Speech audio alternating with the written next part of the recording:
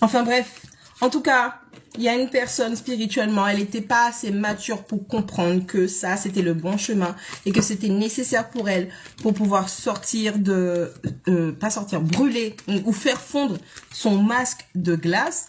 Et donc oui, les énergies de la personne, bonsoir, Akli, les énergies de la personne, Dieu, appelle-le comme tu veux, en tout cas, il y a une grande intervention divine qui fait que t'es tellement rebelle. T'es tellement rebelle qu'on va forcer le bail. Et du coup, des fois, tu tombes sur des forceurs de la force. À chacun ses responsabilités. Allez, on parle de nouvel exercice. Prendre soin de soi. Parce qu'en fait, ça voudrait dire... Parce que l'être humain, on est comme ça. Ça voudrait dire qu'en fait...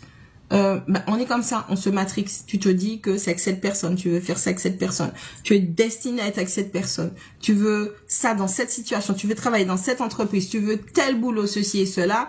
Et le fait d'arriver à ce genre d'apprentissage ou révélation, je sais pas, appelez-le comme vous voulez, et de comprendre que non, c'est toi qui as fabriqué ça. Alors oui et non, tu as fabriqué dans le sens où ça va être confirmé que c'est avec cette personne que tu vas passer dans ta vie quand la personne est l'acte et qu'elle met en place les projets avec toi.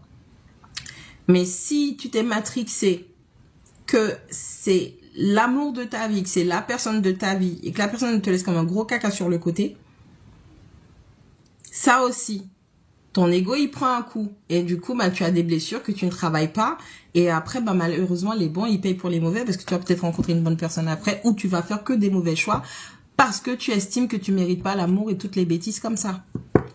Tu vois. Donc tout est juste, même les blessures. Après le truc qu'il y a c'est chaque personne a sa façon de réagir aux blessures. Il y a des gens où ça va être des pleurs, il y en a ça va être l'enfermement, il y en a ils vont sortir.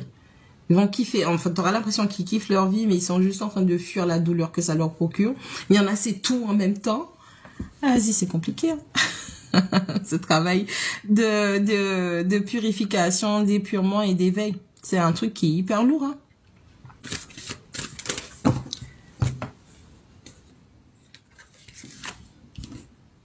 Je vous jure les gens, si vous avez la possibilité, parce que c'est pas partout qu'il y a des psychothérapeutes, des trucs comme ça, faites-vous aider par des professionnels. Ne vous enterrez pas dans vos coins. N'allez pas habiter dans des coins perdus. Je vous parle d'expérience, d'accord? N'allez pas habiter dans des coins perdus où vous allez être seul et que vous n'ayez plus personne autour de vous. Vous soyez vraiment seul au monde. Faites-vous aider.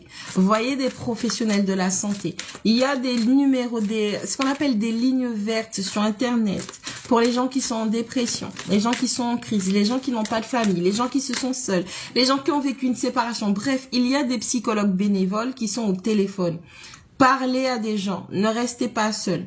Bon, c'est pas donné à tout le monde de savoir se faire des amis ou de se créer un entourage. C'est pas donné à tout le monde d'avoir des gens qui soient là, ok? Mais faites-vous aider. Ne restez pas seul et parlez, ok? Bien évidemment, je sais qu'on est en 2023, tout le monde est contre tout le monde est fake, les copines ne sont pas des vraies copines, les copines sont toxiques, on est toxique, les copains sont toxiques, les copains on peut pas avoir d'amis parce que les gens ils ont des mauvaises intentions, des fois c'est pas des vrais amis. Bref, c'est assez compliqué.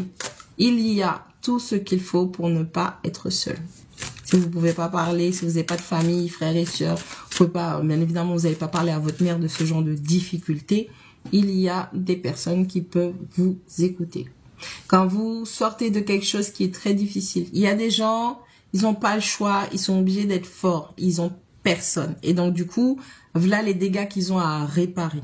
Ok? Mais pour d'autres, vous n'êtes pas seul. Ok? Connectez-vous aux bonnes personnes. C'est pas grave de prendre seulement une semaine pour te remettre de quoi que ce soit. Ben, c'est ça. C'est ça parce que... Ben, imagine une personne, elle a très peu dans son entourage, quasi personne, et la dernière personne qui lui restait s'en va. Elle a personne à qui parler. Oui, elle va se reconstruire. Ça va peut-être aller vite, ça va aller moins vite, ça va aller plus vite, ça va aller... voilà. Ça peut prendre des années comme ça peut prendre 2 jours.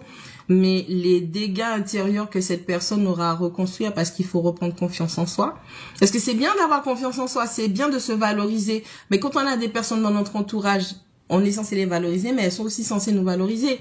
Mais quand tu es seul, eh ben, le travail que tu as à faire, il est beaucoup plus éreintant. D'accord? Et s'il vous plaît, quand vous êtes en surmenage mental, affectif, ne culpabilisez pas de prendre une pause.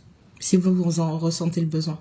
Parce que sinon, vous allez atterrir chez les fous ou vous allez commettre l'irréparable. Ok? Si ça ne va pas, que ce soit ton job que tu aies perdu, que ce soit une séparation sentimentale ou ton enfant qui est parti parce qu'il est émancipé, je sais pas quoi, il est grand et tout, trouve les personnes adaptées pour parler avec elles. Je sais que on est dans une société maintenant où tout le monde est seul. Tu as plein de personnes autour de toi, il y a des gens qui te disent plein de choses, qui sont là et tout, mais tu vas te sentir seul. Appelle les numéros.